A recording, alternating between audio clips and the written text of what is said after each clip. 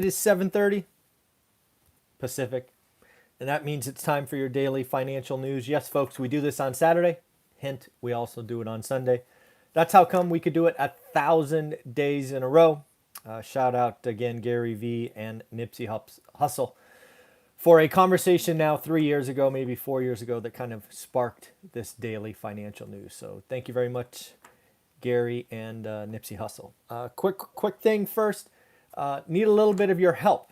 I'm actually spending some money. Yes, I don't spend a lot of money on lots of things, but I am paying somebody to help me, frankly, create, improve, whatever you want to call it, onerentalatatime.com. There's still work to be done, but the first iteration got published yesterday. So if you could do me a favor, go check out onerentalatatime.com. Just give me your thoughts. It's very rough.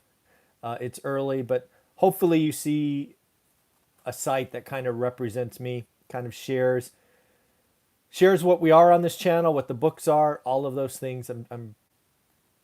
Lots of people go to onerentalatatime.com, and it was for years just a page. Now I'm trying to make it something else. As for folks asking about Sunny and Happy, they are doing awesome. Happy is now 5 months old, I think, and Sunny is 4 months old. They are getting along much better. In fact, they are both sleeping downstairs, which is the first time they've done that. Usually Happy is down there, but they are actually both snuggled up together, sleeping. I will likely have them up in my office for our 8 a.m. live stream, so I will show them at 8 a.m. At least that's my intention. And then lastly, as we get started, let's congratulate 3 more people. Folks, you are doing the work. I am so happy. I'm so excited. I'm so proud that we did this challenge. So let's congratulate Edwin and then Randy. You did too, buddy. Randy and Randy. These cards will go out in the mail today. And yes, folks, for those asking, I still have a few book sets available. If you don't know, I bought 100 of my new book off Amazon. I paid list price because I wanted to try to goose the numbers, and went ahead and bought some of my original book. Now I'm selling them autographed for $50 and covering the shipping. So I'm just getting some of my money back. So again, if you are still up for that, you can send me a direct message on Instagram, or you can send me an email off my website. I think I have 25 or 26 left. So I do have a couple left. So if you want to be a part of that, you want to get some autographed books, let's do it. Again, and I thank you for that. So it looks like yesterday the infrastructure bill was approved. $1 trillion.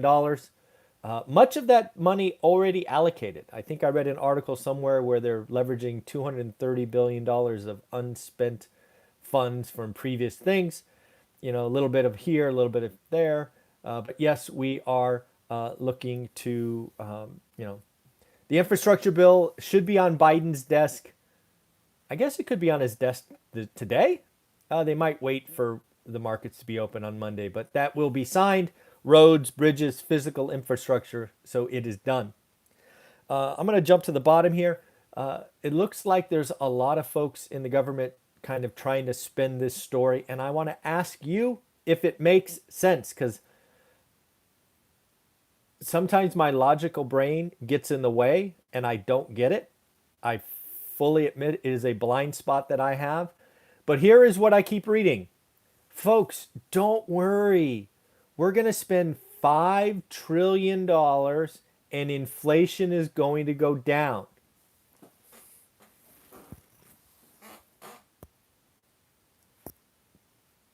What? I don't understand. That $5 trillion, again, over a decade, sure, but it's going to have more use of physical things, commodities. It is going to put more strain on the labor force. And I don't get it. Sure, maybe if you're talking 5, 6, 7 years down the line, you may get a deflationary aspect from any new technology. But boy, that will be after years of inflation. So I don't know. Maybe I'm missing something. Maybe I don't get it. Maybe So if you do understand it, let me know how spending $5 trillion lowers inflation, because it's getting kind of nuts out there. There's something I read here. Where is it? Oh, yes. Food inflation. Food inflation is up 30% worldwide year over year. 30%. Wow. Another thing we're looking at here is we're starting to get a better picture of where the quote unquote missing labor force is. If you don't know, they're kind of squawking about, hey, we're 3 million, maybe 3.5 million workers below where we should be, right? We're not full employment. Well, here's the deal. There's really two categories that we must watch. First and foremost, we've already talked about it, but we will go back here again. Baby boomers, retirees. We have seen about 3 to 3.2 million people retire ahead of schedule. They're like, I've had enough of this nonsense. I'm out. My stocks are up. My house is up. I feel good. I'm gone. So there is a huge batch of folks that have gone the retirement route. I guess folks are hoping they boomerang back, which is possible. Historically speaking, a lot of folks that retire do come back, at least for part-time gigs here and there. And maybe that's what retail and restaurants need. They need some baby boomers that want to pick up a little extra coin. And then the other one is women who are, basically of child rearing and raising ages. A lot of women have left the workforce to watch, make sure the kids are okay. Again, if you want to watch the employment picture, watch women between 25 and 50. Again, those are coming back. One thing to note about the October numbers, which again, folks, I nailed. I called 537, came back at 531. The expert said 450. Gotcha. But the largest percentage gain in October was women. Women are coming back at this point, and that is awesome. We don't get back to full employment without that, so that is pretty cool. Let's talk about China property developers, because they are falling one by one. I want to be very, very clear with you. They're all toast. You see, when you run a company, especially a debt-based company like property developers, they are all the same, just to differing degrees. Evergrande was just the most severe, but they all have balance sheets full of debt. All of them will eventually be in trouble. Why? Well, most of you know about an income statement, right? Revenue minus expenses equal net income. Lots of you talk about balance sheet, like what is your net worth? What most of you don't realize is the most important financial statement is the cash flow statement. You see, a cash flow statement is where all of this debt is paid from, right? These loans are paid back. What is missing from these Chinese property developers is actually cash flow. It starts at the very top of the cash flow statement. Guess how they get cash?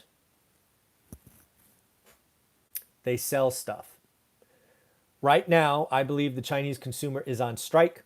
I believe the Chinese consumer will not touch property for a long time.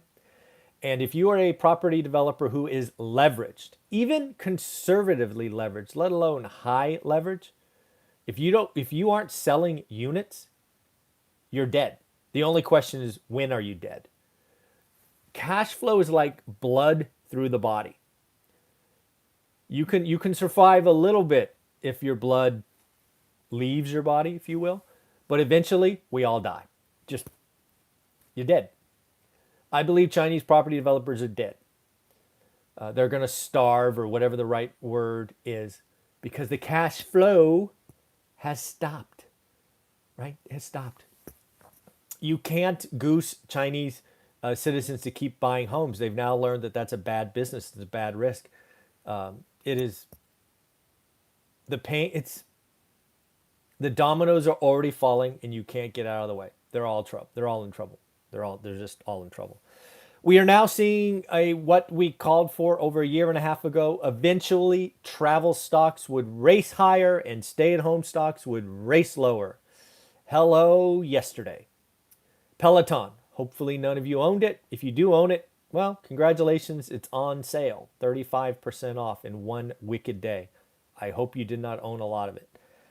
But again, that's just another story. Airlines race higher, stay-at-home race lower. Netflix down. Just that is where we are, right? It is the grand reopening is happening, more confidence. We have Scott Gottlieb coming out saying this is all behind us in January. Folks, we were pricing, as many of you know that watch this channel, we were looking to take a vacation in the summer, right? We were going to go to a foreign country. That stopped. We drove around. Now we're looking again. Prices have doubled, doubled. And we're going off season. I can't imagine what travel is going to be around Christmas and New Year's. It's going to be nuts. So again, that is interesting. Last couple things. Berkshire Hathaway's earnings announcement actually came out today. They've been releasing on Saturday for quite a while now. It's kind of they're just different. And Berkshire Hathaway is Warren Buffett's company. If you don't happen to know, what is interesting about their report is they are sitting on let's call it $150 billion in cash. That's a lot of cash. It is a record for the company. And if you know anything about Warren Buffett, he's not really a huge fan of cash. He wants it to be working. He's also not a big fan of stock buybacks. But because everything is so freaking expensive, he has actually authorized stock buybacks. And yet he is still sitting on record levels of cash. Lastly, we will talk about next week. Again, the hits keep coming. Monday, I'm looking at PayPal and AMC. AMC obviously is a meme stock. I expect AMC to report pretty good numbers, right? What did we hear earlier? That we heard that October was the best number for movie theaters since this all started. I'm guessing AMC has some good numbers. PayPal will be interesting to look at, right? What is going on with their business? They're now, the ability to buy and sell crypto. So we will see there. Tuesday, Wynn Resorts, right? What is going on? I care less about the past. I want to know about the future. Are Wynn Resorts booking up for the Christmas holiday, for example? DoorDash, what is going on there? Have they seen the peak and now people are going out to eat, or is it still going higher? And then finally, Coinbase. Lots of just silly cryptos with no value and nothing other than momentum. That generally means Coinbase makes money. Remember Coinbase earnings from 90 days ago. It was terrible. Pretty much because they had no meme coin to invest in. Well, congratulations. They added, I think it's Shibu coin, another meme coin that races around and they make their share. So yeah, crazy stuff. Wednesday, Disney. Disney's going to be an important day, right? They came out with their Disney Plus at the perfect time. But is this a Netflix story where they had their good year and a half, but now are in trouble? And then we have Wendy's, right? Well, a fast food chain. Do we have another McDonald's, or are there other things going on? With Wendy's, I'm looking for supply chain and labor cost. What is going on there? Thursday, we have Tapestry, which is really Coach and Kate Spade. What is going on with the luxury buyer? Have the luxury buyer kind of filled up on the tchotchkes or not? And we have Yeti, kind of the same thing. Yeti is a high-end cooler and container producer.